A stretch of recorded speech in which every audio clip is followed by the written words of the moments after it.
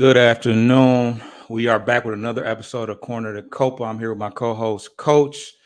We are here. The Tigers have taken 2 of 3 in Toronto post All-Star break, continuing their series win streak. Um, and it was due to some timely hitting and some home runs by the likes of Wenzel Perez, Mark Canha, some clutch at bats from Andy Ibanez, as well as a grand slam from Jake Rogers. And then we fell short in the final game of the series today, where Justin Henry Malloy hit a grand slam. Unfortunately, those were the only 4 runs that we were able to manage. We had a shaky outing by Kiter Montero. Bo Brisky gave up. Well, no, I'm not sure who gave up the run, but we were not able to hold I on think to the. Will Vest. I think it was Will Vest. Yeah. Will Vest.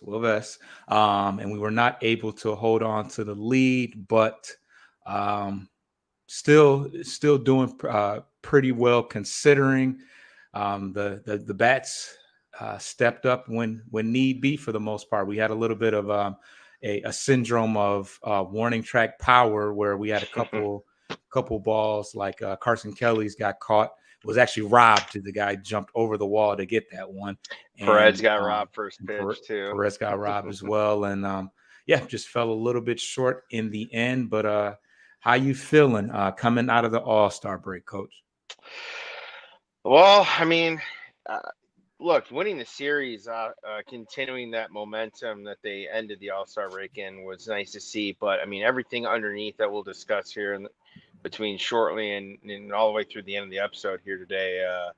I think it kind of tarnishes this series win a little bit, just because we spoke maybe there was a fringe chance this team could be small buyers. Best case scenario, if they thought, okay, well, if they're rolling, maybe we take a chance, try and get another bat potentially. But they're in a very odd spot. A lot of their young guys have been up and down where they're up right now. Obviously, they just finished the draft last weekend, so I got to work on signing guys. But they've kind of dipped into their minor league system a bit over the last 2 or 3 years. So I don't know who we'd be willing to part with that we don't have projected as an immediate future involvement at the big club starting next spring, that be willing to let go just for a temporary run this fall. There's kind of a lot going on underneath the surface of this series, but at least on the field for right now, like you said, good offense. I know the Blue Jays have been struggling. I think they were the first team to initiate kind of a seller trade going back a couple of weeks ago, and one of the legacy players in Biggio, they ended up DFAing and then was claimed on waivers and traded. But we'll see. We'll see. They're hurting right now across multiple positions, but we'll take 2 out of 3. Absolutely. And the end result of the series, we nearly got back to 500 today, but we are now 49-51. We are still 11 games back of first place, and as of right now, pending what else happens above us, about 5.5 games out of the last wild card spot. And yeah, it wouldn't be the Tigers if there weren't some injuries to report and roster updates. We had quite a few just today, but I will let you get to those.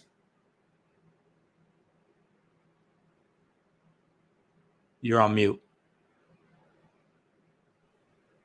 Yep, sorry about that. Yeah, a lot of them were the bulk of this afternoon prior to the game today. However, the minor one that we all knew as of, I think, yesterday is when he made his first. I could be wrong, unless it was Friday, but Mark Canha did return, obviously, to line up in the series. Hit a home run yesterday for the first time in a minute.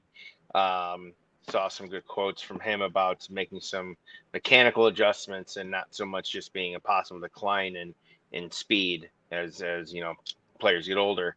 But other than that, yeah, flurry today. Obviously, Reese Olson left the start yesterday on maybe 2 innings in roughly. They did place him on the 15-day IL with a left shoulder strain in conjunction with the upcoming series, as they were looking ahead at the same time to the need they had as a result of the hole Olsen was leaving, they then also sent down Ryan Velarde to Toledo and purchased the contract of infielder outfielder. I'm probably going to mispronounce this, possibly Bly Madris. He's a left-handed bat.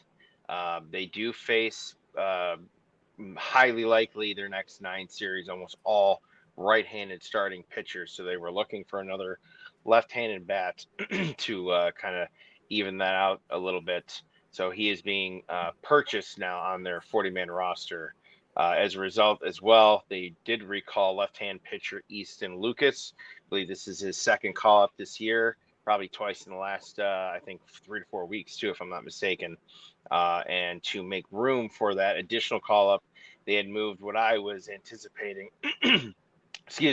what I was anticipating over the All-Star break, considering his setback in his running regimen. Kerry Carpenter was moved from the 15 to the 60-day IL to allow that additional call-up.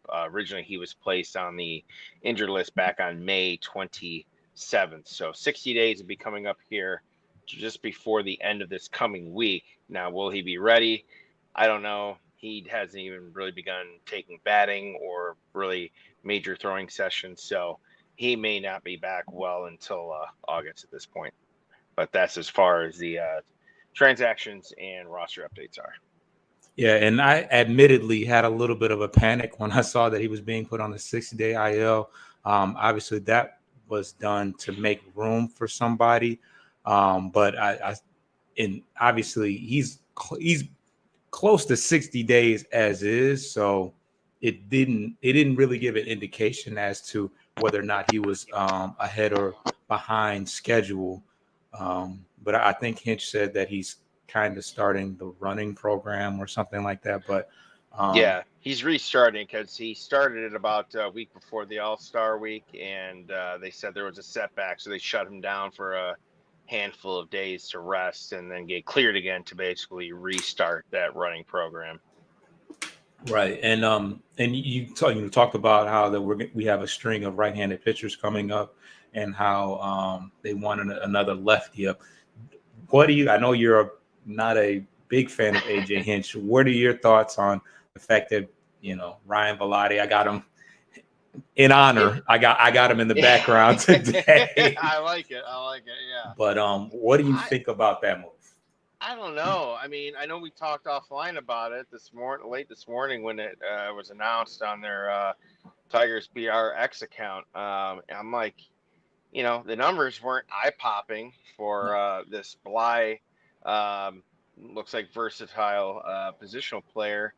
Yeah, a little power, but not really much average. I get wanting to offset, not wanting to get over powered by a particular side of the arm based on who you have in the lineup, but at the same time too, he's got guys that hit left-handed in this lineup. I mean, at this rate, it's not like you're fighting for a first round, or like the number 1 overall seed here in the American League. You're fighting just to get in for a wild card spot. That's where they're at right now. So I was a little confused, but I think we both were, honestly, considering that Ryan's had his second call up, so he's probably got a little more chemistry and familiarity with the 25-man roster guys versus I'm assuming this guy is a true rookie now with the call up. But we'll see. I guess, we didn't really expect much out of Wencel Perez to begin with. So, I guess we'll see. But, I mean, if this is Hinch's decision, I personally put that in the, category of question mark. But, analyst over analytic thought process. Yeah. Again, I think offline too, we kind of compared him with another manager the Tigers have had who used more of a guttural instinct, like his heart. Okay, this is what my brain and my body's telling me. Like, okay, versus just looking at numbers and making a decision from that. But again, I will withhold judgment till we see at least a handful of bats from this young guy. Absolutely. And we're going to get to our first break, and we're going to talk about Down on the Farm.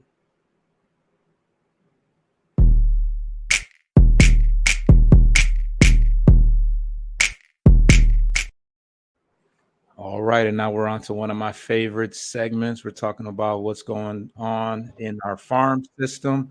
The first thing that I wanted to talk about is the fact that the Erie Seawolves had a joint effort no hitter yesterday, which was started off by Jackson Job, our phenom right-handed pitcher, who went innings with 0 hits, of course, 0 earned runs, 2 walks, and 5 strikeouts. Another stellar outing for him, but the team was able to complete the effort all together and get a no hitter. And it was kind of funny watching the footage at the very end. It was almost as if they didn't know what happened because they were very just calm, relaxed. It was just like it was just a regular game. It wasn't as if they had complete a complete no hit effort. Just But another day at the office. I mean, it seemed like they just knew that's how it was going to go going into the game. But yeah, that's always nice to see. Um, but yeah, Jackson Job, it's tough to say. What I feel like they're going to at least give him a shot at the towards the end. Who knows whether the Tigers are playing for anything at this point?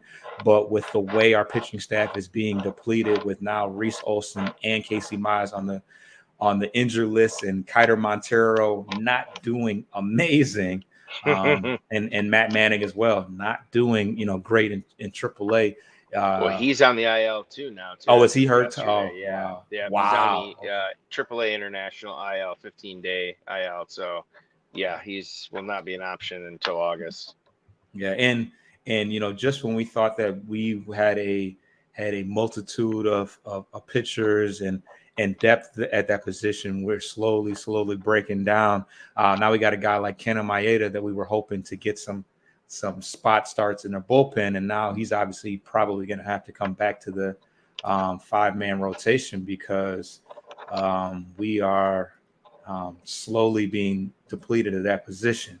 But outside of that, the young guys from Lakeland are back into action. McConaughey and Max Clark actually hit home runs in consecutive innings, not back-to-back home runs, but they each had homers in consecutive innings yesterday. They're just continuing to display all the tools that they possess. I think Clark went like 3 for 4 um, and had a double and some stolen bases as well. Um, but yeah, it seems as if that playing in that futures game has just ignited his confidence, and he's going to continue that success. And outside of that, Jake Holton went 3 for 4 today. He's remains a steady for that Erie Seawolf team. But that is what we have going on down on the farm. Um, who do we have coming up in the next couple of series?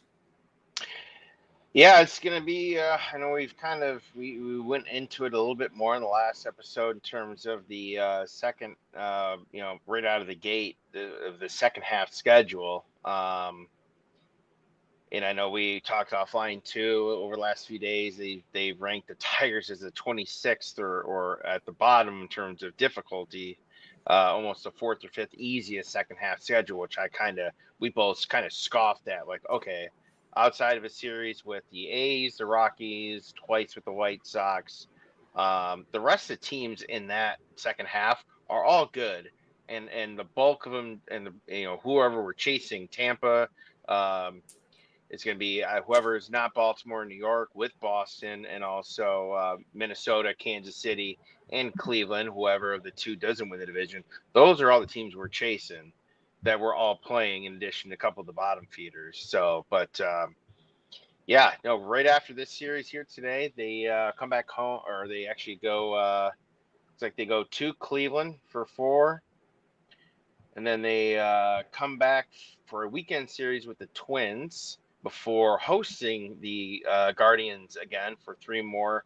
And then in turn, to finish out that weekend, they welcome in the Royals. So heavy divisional schedule, but these are all postseason teams right now that we're looking above that. So I mean, this is I know we've said like, hey, this is a key stretch. This is a key stretch. Well, looking at the divisional records right now within the AL Central, Detroit's 3 games above 500. The Cleveland's 2 games. Minnesota and Kansas City are a bit better, I'd say. Minnesota 19-13 and Kansas City 18-10. So we have to take care of our divisional games here starting now. I mean, there's no room for error because these are the games where we can directly impact the wild card race with teams ahead of us and in our division potentially. Heaven forbid something crazy happens, but because we've seen it before, we can go on a run and we make up almost no ground because we're not playing divisional teams and they're also winning the same amount of games at the same time. So while it feels like there's progress being made, then you look at the standings and almost nothing's changed. So these next 2 weeks and then leading into the first week of August, these are huge. I think this could very well be, at least for the wild card, very well could be a make or break situation because they get small reprieve after that stretch all the way through the end.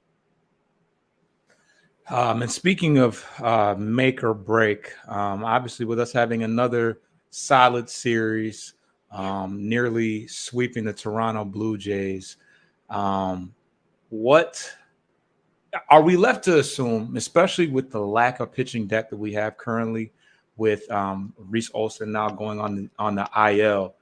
Mm-hmm. Is it all but certain that if we trade Flaherty at this point, we're punting on the season and pretty much focusing fully on, because the trade deadline is what, less than 2 weeks away? I believe it is in August. Let me double check here real quick.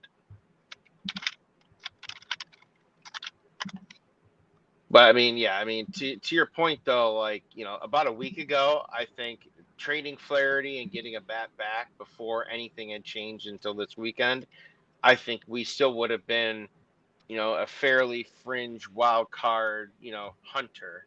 Maybe not so much an improved to a wild card contender legitimately, like some of the other teams right now, like Minnesota and New York, who's only a few games behind Baltimore for the AL East divisional lead, and then Boston's obviously in the mix. But you look at it now. It's like I think it almost fully seals the nail in the coffin with the recent injuries that we've incurred over the last few days.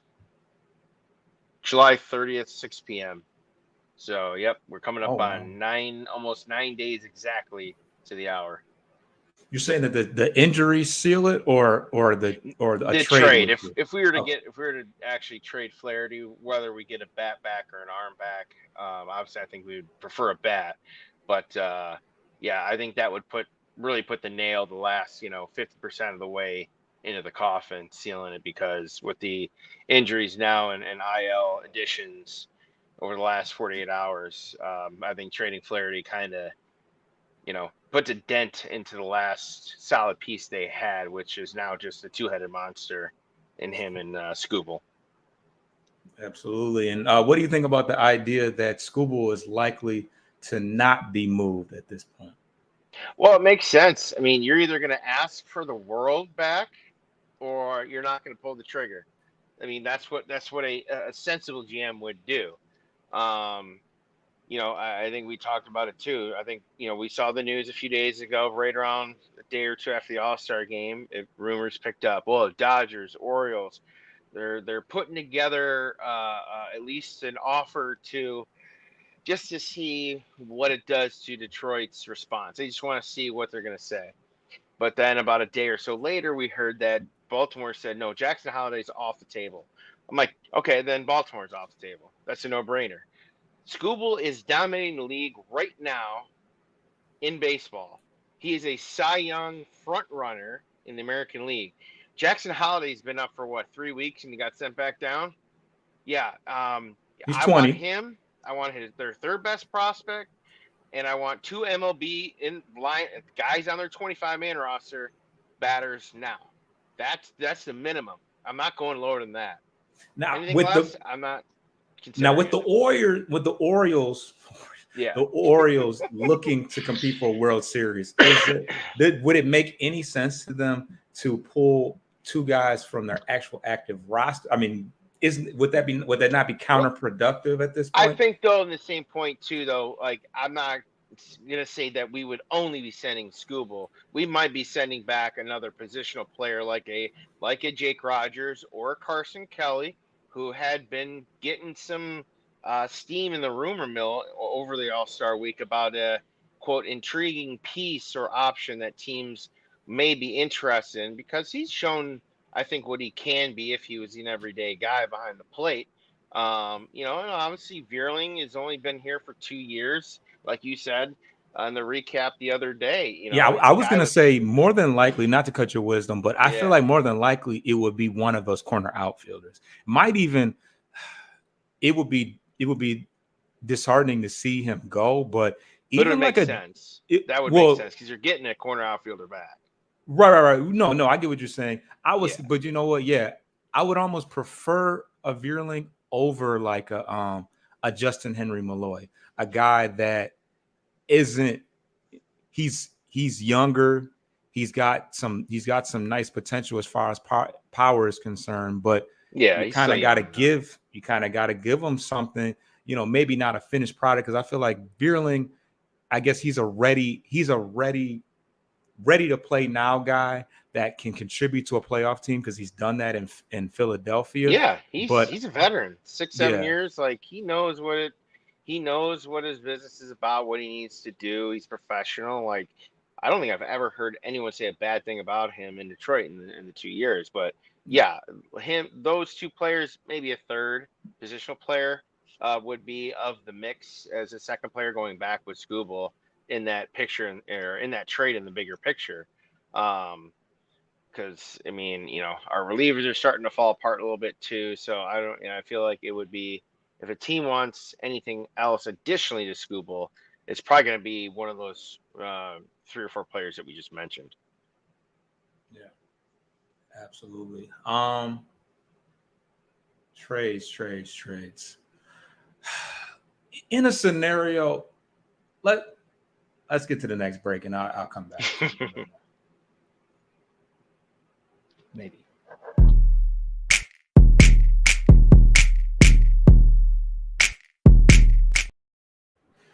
So, I think the consensus on a realistic tip is still that even if it's just a soft sell of like a Geo or a Or Canna even, yeah, one of or the rental players we basically have. Yeah, yeah. Um, what do you think that there's enough? Do you think there's enough baseball to be played before the all? I mean, not the all the trade deadline that would convince us to go all in on a.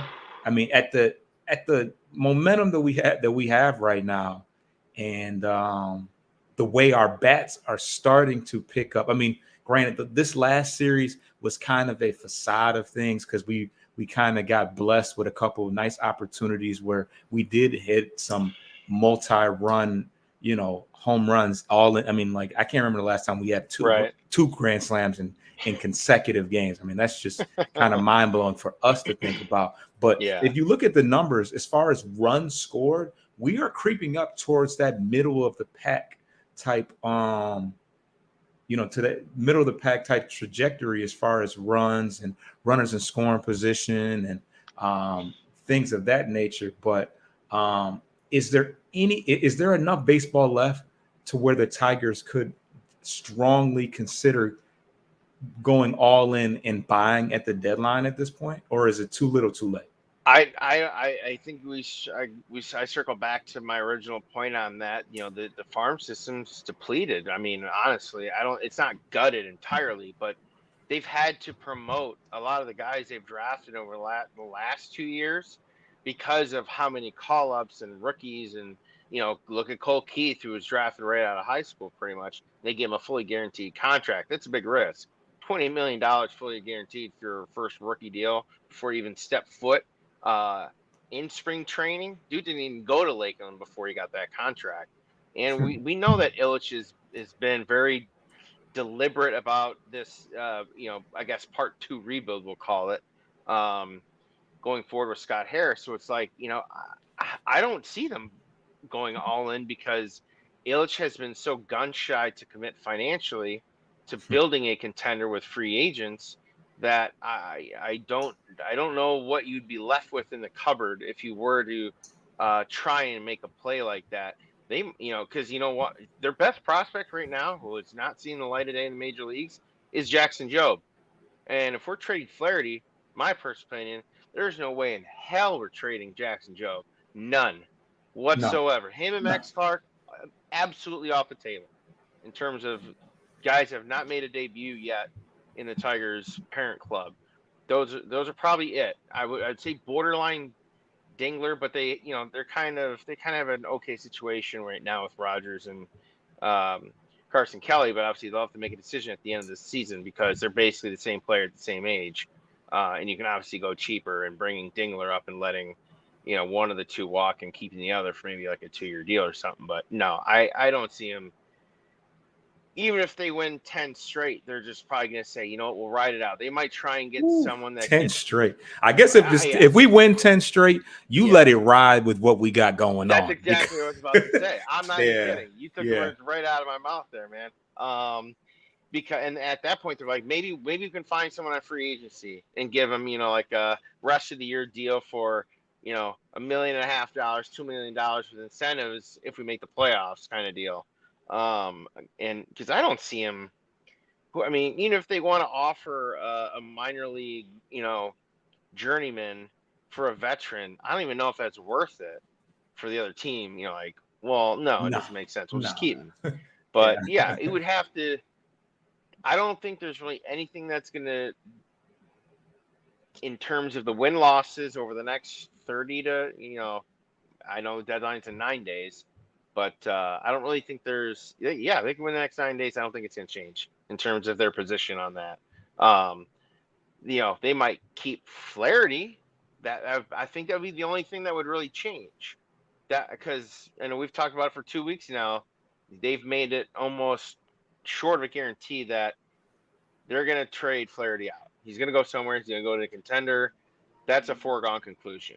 But if they do win the next 9, I think there's a chance that they might up the price for him significantly and be like, all right, well, you know what, we are sitting a game out of the last wild card spot. We'll take our chances and let him go, or not let him go, but not trade him and keep him and see what happens. But yeah, there's as of right now, no, I don't think there's any reason to be all in. There's just too many injuries, too many young guys on temporary deals. It's kind of a tape job right now, so I think they could do respectably. But this winter, I think they could make some serious moves. With the larger picture too, with maybe Scooble, if he does end up winning Cy Young, I mean that's only gonna increase, I think, the value to its maximum potential for where he's at right now. But that's getting a bit ahead of ourselves right now. Yeah, I mean, yeah, and you would have 2 full years of control, and you got the Cy Young, you got the Cy Young winner, if that happened. But yeah, it honestly, it would feel so much better about dangling Flaherty out there if we didn't have Casey Mize and Reese Olson currently on the IL, pretty much going into this deadline. But yeah, it's based on what you say. Like you said, if you win 9 in a row, and then it just doesn't make sense to make any moves for a majority of reasons. But yeah, our farm system is they're either way down in A ball right now and nowhere near ready to compete, or they're in and out of Detroit because of the vast majority of multitude of injuries we have. So yeah, we're kind of in a awkward place right now, and yeah, I guess we just gotta hope they continue to win, and just see how things formulate. But yeah, I think trading Scooble right now would take all the win we'll Oh take yeah, all the wind out of our sails right you now. could keep Flaherty at that point, give him a 3-year, $60 million contract, and it still wouldn't give much reassurance other than the fact that Other than Scooble's Job, return would be we had the return. absolutely through the roof. But again, my emphasis would be majority. If you're getting 5 total players, I need 3 MLB guys now because look, let's be real.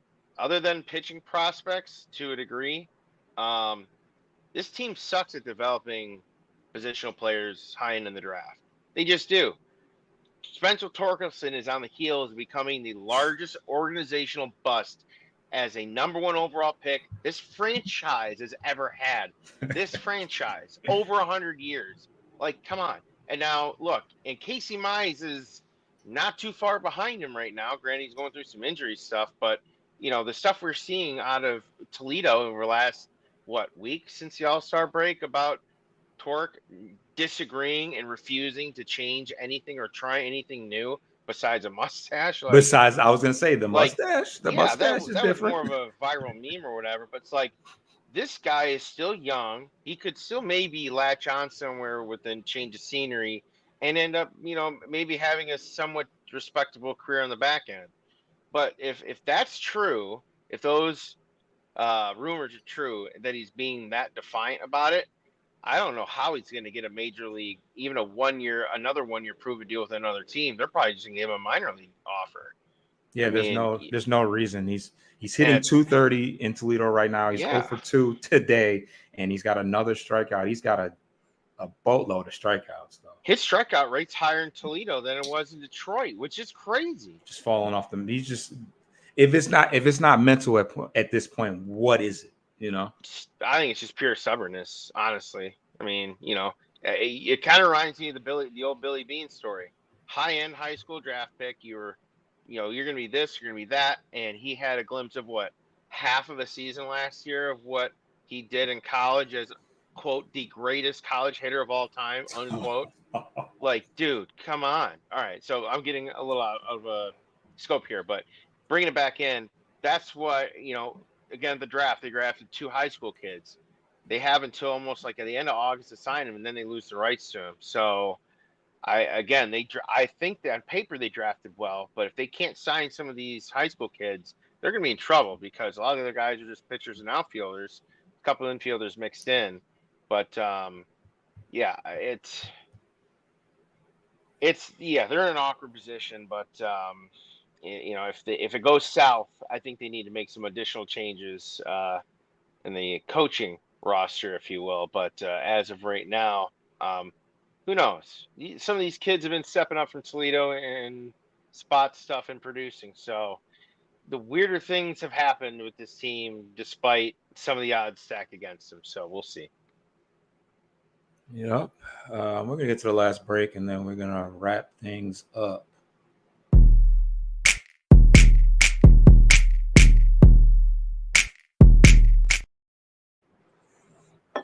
All right. Obviously, we had a short week this week because the majority of the week was spent on the All-Star break. Um, but did you have anything else that we needed to touch on before we get up out of here today? Yeah, I mean, I kind of alluded to it a little bit before last break. If this ship does go south the rest of the year, I think there needs to. And this is probably gonna be an unpopular take. It already is with some of my other friends. Uh, if it does go south and they fall off the bandwagon a bit, I really think they need to look at a new manager. We watch Montero out there struggle, and the Hinch it almost seemed again like he was just leaving him out there to dry. I understand to a point that some of the younger pitchers have to figure it out when they're out there. You can't just baby them and pull them all the time. I get that. But he's done that on multiple occasions and not just to the young guys either. He's done this to some of the older guys, and we can see out there that, they're not just giving up base hits, they're giving up extra base hits, walks. They're clearly like they've lost their mojo for that game, and it's just time. And he's let them out there a few times. 1 inning too long or a 2 inning save opportunity for a guy like Faedo, who's not a closer. He's a long relief guy and a former starter. which is a totally different mentality that you usually take as a pitcher for that role. And and I think some positional coaches would need to go with him. I mean, Keith Borgard, their hitting coach, and I know a lot of people do like Chris Fetter, the pitching coach, but if Flaherty is the only one that he's really helped turn around, look, as great as he is, Kenta Maeda has been just as bad. Well, So, in history, Michael Lorenzen as well. true. Eduardo Rodriguez. I mean, he's got a decent track record. And I'm gonna say this: Scooble's success, like right now, that's raw God-given talent. All right, I'm not gonna sit here and say Chris Fetter is the reason why Scooble's gonna get a Cy Young. No, obviously he's probably helped some minor things along the way to help fine tune, zero it in, lock it in. I get that. I'm giving minor credit for that. But Scooble, like a Randy Johnson or Roger Clemens, that's 95% the individual. It's what's in them that they can do. But the rest of the bullpen has been falling apart. It's slowly over the last like 8 weeks or so. Guys are getting tagged. Now they're getting hurt.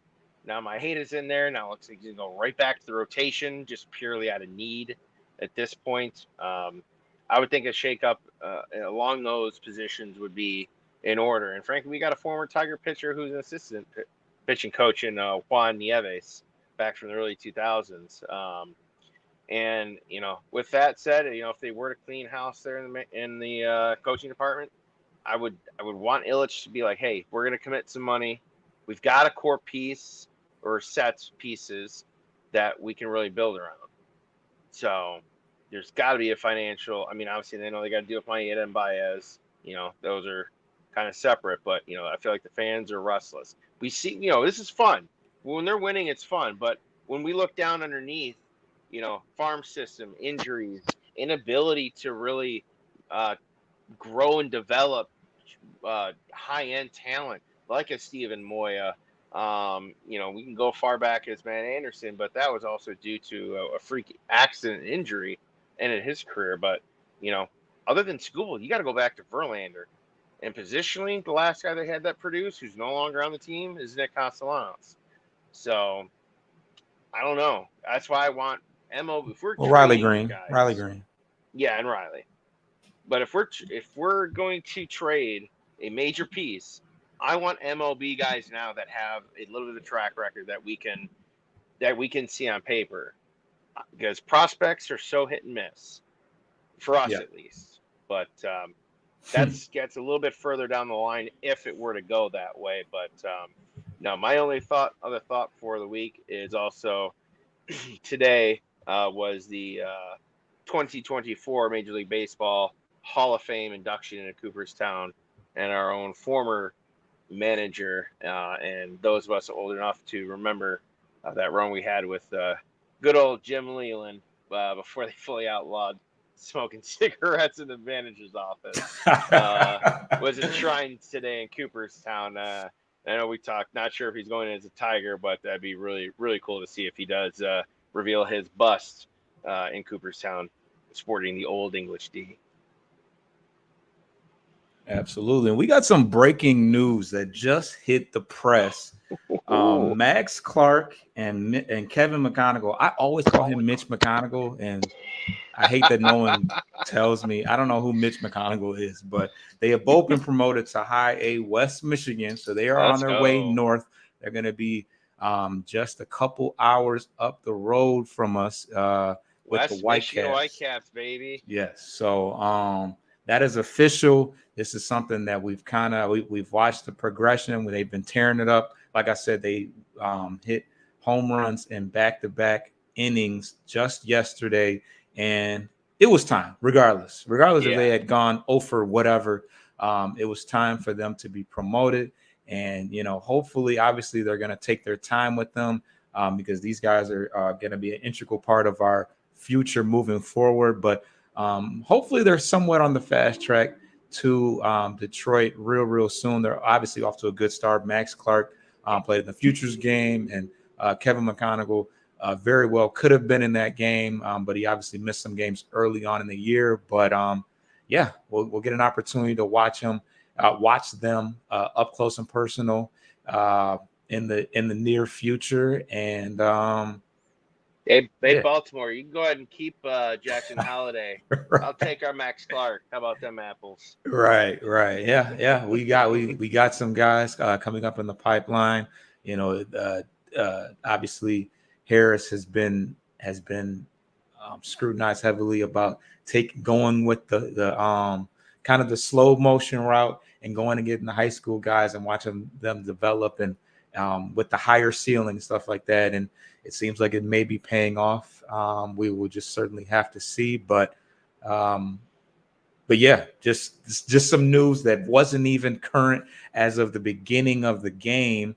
But we knew that with the draft picks coming in, they were gonna need to make some rooms in low 8 anyways, and uh, you know, perfect timing with all the with us talking about the farm system and how with everybody, all our top prospects, well, not all of our top prospects, but some of our top prospects actually, and then Kevin McGonigal actually took over as the number one projected prospect ahead of Jace Jung. Obviously, Jace Jung we'll probably see at some point this year, but as far as overall and high ceiling guys, Kevin McGonigal has taken the lead as the number one infield prospect as far as the Tigers organization is concerned. So it's a bit of good news, with us losing the game and dealing with the realizations of what the rest of the season is looking like with all these injuries. But